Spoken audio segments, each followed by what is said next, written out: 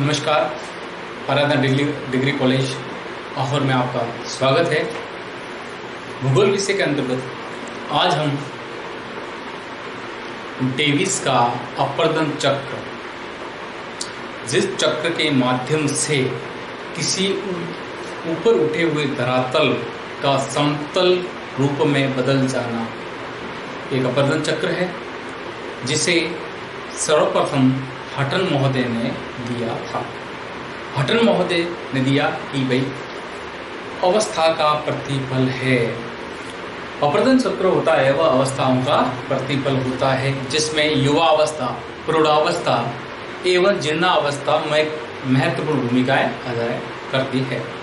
इसके बाद डार्विन के सिद्धांत, विकास के सिद्धांत को लेते हुए डेविस महोदय ने भी अपना एक चक्र दिया जिसे हम अपवर्तन चक्र कहते हैं। डार्विन महोदय ने तो जीवों की उत्पत्ति एवं उनके विकास के लिए सिद्धांत दिया था, लेकिन डेविस महोदय ने उसी चक्र की भांति जो विशेषताएं उस चक्र में थी उसी प्रकार की विशेषताओं को ध्यान में रखते हुए भूगोल में अपवर्तन चक्र की अवधारणा दी। तो हम देखते हैं कि डेविस महोदय ने सर्वप्रथम कब इस चक्र की अवधारणा दी। तो डेविस महोदय ने सर्वप्रथम इस चक्र की अवधारणा 1899 ईस्वी में दी। 1899 ईस्वी में दी। इन्होंने यह बताया कि जो भी प्रक्रम होते हैं अपवर्तन के, उसके लिए 3 प्रकार की शक्तियां जिम्मेदार होती है, जिन्हें इन्होंने त्रिकूट कहा, जिन्हें इन्होंने त्रिकूट शब्द से संबोधित किया, कहा। ये है संरचना, प्रक्रम, समय या अवस्था। डेविस महोदय के 3 त्रिकूट है, संरचना, प्रक्रम, समय अथवा अवस्था, जिसके माध्यम से कोई भी धरातलीय ऊपर उठा हुआ भाग प्राय समतल मैदान के रूप में बदल जाता है। इसके लिए 3 अवस्थाएं हैं। तो अवस्थाओं में हम देखते हैं कि 3 अवस्थाएं कौन कौन सी है। तो पहली अवस्था युवा अवस्था, जिसे हम तरुणावस्था कह सकते हैं। दूसरी अवस्था प्रौढ़ावस्था, तीसरी जीर्णावस्था। 3 प्रकार की अवस्थाएं हैं जिनके माध्यम से कोई भी ऊपर उठा हुआ भूभाग किसी भी प्रक्रम के द्वारा संरचना में परिवर्तन करते हुए उसे समप्राय मैदान में बदलता है।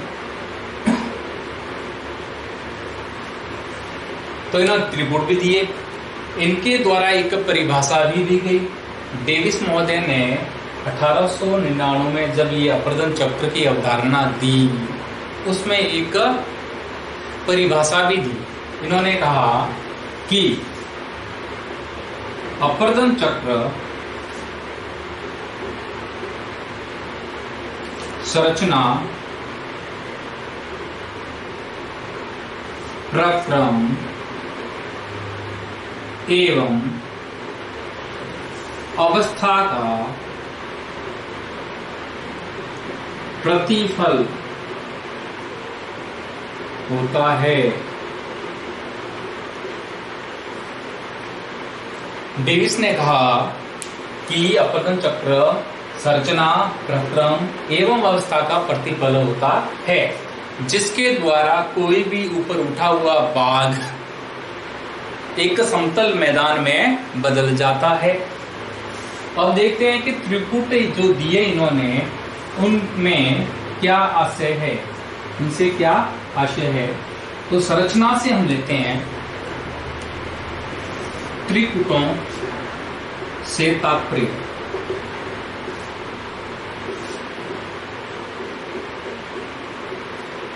तो संरचना से हम तात्पर्य लगाते हैं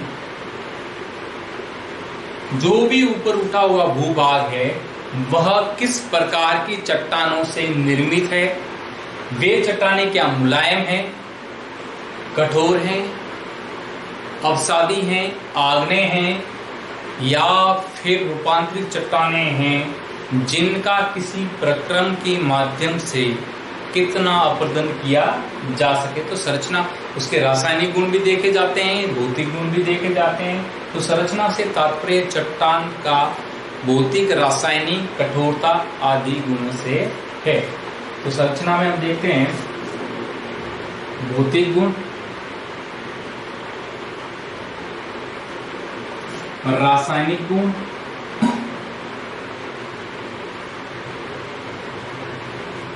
एवं उसकी उत्पत्ति के पदार्थ एवं उसकी सहनशीलता। यदि मुलायम चट्टानें हैं तो, या चूने वाले पत्थर हैं तो अधिक से अधिक उनका अपरदन होगा, जबकि कठोर चट्टानें हैं उनका अपरदन कम होगा। बैसाल्ट चट्टानों का अधिक, जबकि आग्नेय चट्टानों का अपरदन है वो कम होगा, ग्रेनाइट चट्टानों का कम होगा। संरचना के बाद में प्रक्रम, दूसरा त्रिपुट है प्रक्रम। प्रक्रम से तात्पर्य है वे बल जिनके माध्यम से धरातल पर परिवर्तन लाया जाता है। वे बल जिनके माध्यम से पृथ्वी के बाह्य धरातल पर किसी भी प्रकार का परिवर्तन लाया जाता है। तो इनमें हम देखते हैं दो प्रकार के बल प्रयोग में लाते हैं, अंतर्जात, दूसरा है बाह्यजात। अंतर्जात बलों में देखें तो भूकंप और ज्वालामुखी मुख्य है।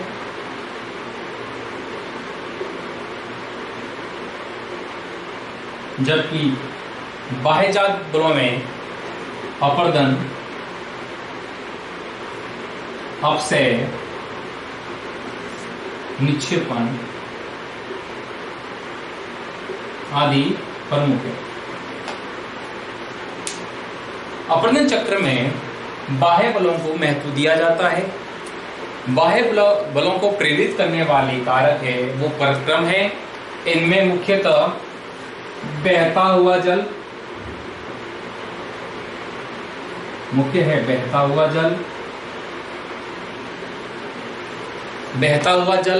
दूसरा है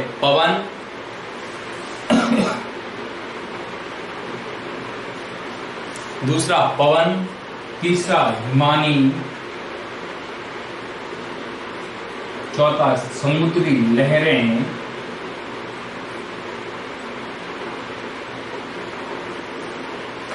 आदि ऐसे प्रक्रम करने वाले कारक हैं जिनके द्वारा किसी भी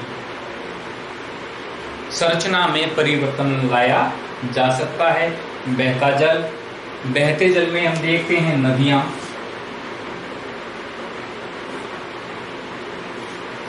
पवन, हिमानी, समुद्री लहरें इत्यादि प्रमुख है। अब तीसरा है समय या अवस्था।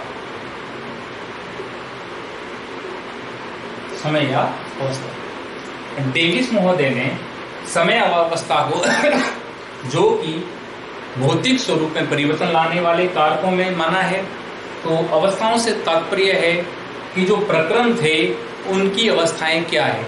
यदि युवा अवस्था है तो उस समय वह भौतिक किस प्रकार से परिवर्तन करेगा या रासायनिक किस प्रकार से परिवर्तन करेगा। यदि वो प्रौढ़ावस्था में है, पवन हो, बहता जल हो, हिमानी हो या समुद्री लहरें हो, वो यदि प्रौढ़ावस्था में है तो किस प्रकार से अपर्दन करेगी, और यदि वो जीर्णावस्था में है तो किस प्रकार से परिवर्तन करेगी। तो ये हम बात करेंगे अवस्था में। तो 3 अवस्थाएं बताइए। पहली तरुणावस्था या युवावस्था, दूसरी प्रौढ़ावस्था, तीसरी जीर्णावस्था।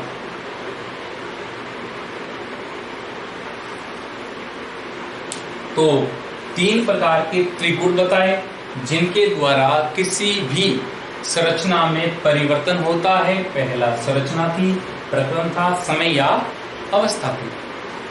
तो हम अब बात करते हैं डेविस महोदय ने जो अवस्थाएं बताई है उनके अनुसार किस किस प्रकार से अपर्दन कार्य होता है। तो डेविस महोदय ने 3 अवस्थाएं बताई। पहली युवावस्था या तरुण अवस्था, जिसमें जो भी स्थल रूप है उसमें उत्थान होता है, जबकि नहीं के बराबर अपर्दन होता है। दूसरी अवस्था प्रौढ़ावस्था थी, जिसमें समांतर रूप से उत्थान एवं अपर्दन क्रिया होती है। तीसरी अवस्था है, वह अवस्था है जीर्णावस्था, और इस अवस्था में अपर्दन का कार्य है वह अधिक होता है और प्राय एक समतल मैदान के रूप में जो चट्टानी भाग था वो बदल के सामने आता है। तो किस प्रकार से है तो देखिए,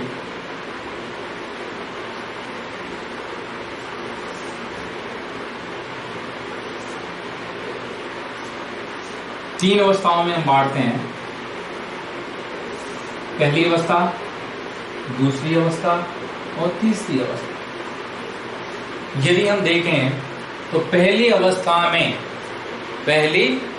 में हम यदि उत्थान की बात करें तो उत्थान है वह इस अवस्था में बढ़ता है। पहली अवस्था में उत्थान बढ़ता है तो उत्थान है वो पहली अवस्था में बढ़ेगा, जबकि जो अपर्दन कार्य है वह पहली अवस्था जिसे हम तरुणावस्था कहते हैं उसमें कम होगा। तो यहां पर अपर्दन है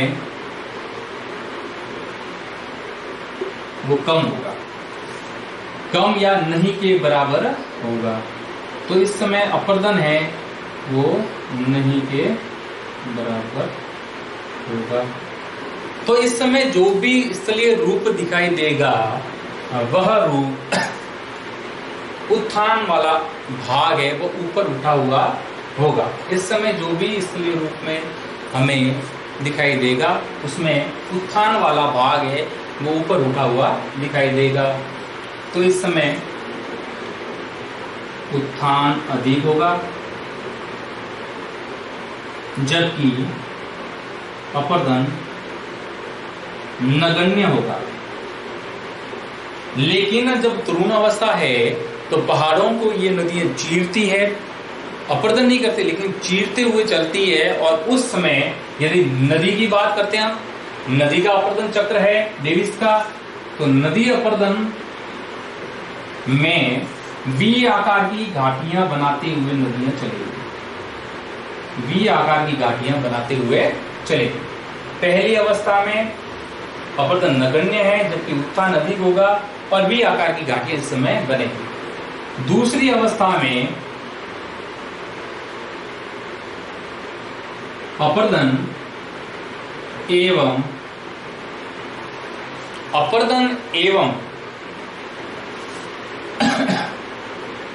उत्थान की प्रक्रिया लगभग समान रहेगी। अपर्दन व उत्थान समान होगा, इसलिए यहां पर जो अपर्दन कार्य है वह दिखाई नहीं देगा। अपर्दन कार्य दिखाई नहीं देता, दिखाई नहीं देता है। इस अवस्था में अपवर्तन कार्य दिखाई नहीं देता है। जबकि तृतीय अवस्था में उत्थान कार्य लगभग बंद हो जाता है, उत्थान का कार्य बंद हो जाता है, लेकिन अपवर्तन होता रहता है, अपवर्तन होता रहता है। इस कारण से जो ऊपर उठा हुआ उत्थान वाला भूभाग था वह प्रौढ़ावस्था में आते आते, प्रौढ़ावस्था में आते आते एक संप्राय मैदान, जिसे पेन प्लेन कहा, बन जाता है, बना जाता है। तो डेविस ने 3 अवस्थाएं बताई, तीनों में किस प्रकार से अपवर्तन हो रहा था वो हमने ज्ञान प्राप्त किया। अब हम देखते हैं कि जो भी ये प्रक्रम हुआ, इसके द्वारा जो पेन प्लेन बना उसमें कुछ टोकरी नुमा, उल्टी टोकरी नुमा आकृतियां निर्मित होती है, जिन्हें मोनाक कहते हैं। ये उल्टी नाव की तरह होती है या उल्टी टोकरी की तरह होती है, उल्टी टोकरी की तरह होती है। तो डेविस महोदय ने अपने अपवर्तन चक्र, जो नदी अपवर्तन चक्र है, उसमें 3 अवस्थाएं बताई, तरुण, युवा एवं प्रौढ़ावस्था। जिस प्रकार से मनुष्य में तरुणावस्था होती है, जब मनुष्य किसी की रोक टोक में नहीं रहता है, तब वह तोड़फोड़ तो करता है लेकिन सृजनात्मक किसी प्रकार का कार्य नहीं करता है। इसलिए नदियां वी आकार की घाटी बना रही है, लेकिन उत्थान के कार्य में अपवर्तन का कार्य नहीं कर रही। दूसरी अवस्था जब आती है, जिस प्रकार से मनुष्य की अवस्था आ जाती है 40 के बाद की, तब मनुष्य कुछ सृजनात्मक कार्य करने लग जाता है, सृजनात्मक कार्य करने लग जाता है। तब वह उत्थान के साथ साथ अपवर्तन कार्य भी करता है। तीसरी अवस्था है, तीसरी अवस्था में जीर्णावस्था, जब ज्ञानी मनुष्य बन जाता है तो वह तरह तरह से उस चट्टानी भाग को हटाने की कोशिश करता है, जैसे ये नदियां कर रही है। तो 3 अवस्थाएं हैं और अंतिम अवस्था में पेन प्लेन बनता है, जिसे संप्राय मैदान कहा जाता है, और उसमें कुछ आकृतियां बनती है जो उल्टी नाव की या उल्टी टोकरी की तरह होती है, जिनमें छोटे छोटे कंकर होते हैं, जिन्हें मोनाक कहा जाता है। तो आज हमने डेविस के अपवर्तन चक्र के बारे में पढ़ा, जिसमें डेविस महोदय ने बड़ी आसानी से अपवर्तन चक्र को बताया है। धन्यवाद।